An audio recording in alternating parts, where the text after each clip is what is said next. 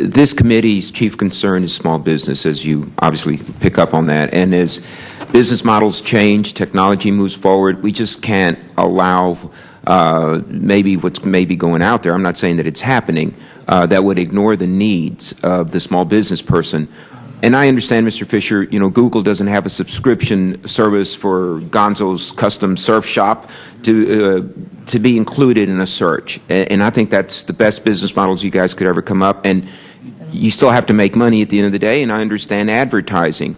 The concern then is does the advertising then bump the placement and such and the exposure that a small business, and that is really where I'm coming from on that, because that's where you make money, and I understand that.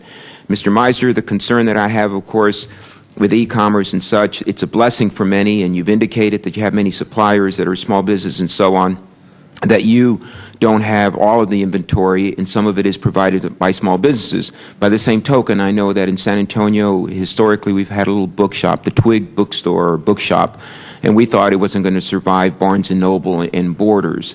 They did. Now the question, you know, I mean, they're barely hanging in there. The question is Borders or Barnes & Noble going to survive online? And we understand all of that, and we still have to be very mindful of what's going on out there. And I understand you also have to stay in business and make a profit at the end of the day. And there's some things that appear to be fair and some things that don't. You know, eBay and PayPal and how they restrict the consumer in the way in which they can purchase through their service.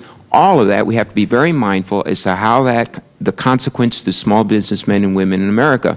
But I commend all of you. Thank you so much for your testimony today.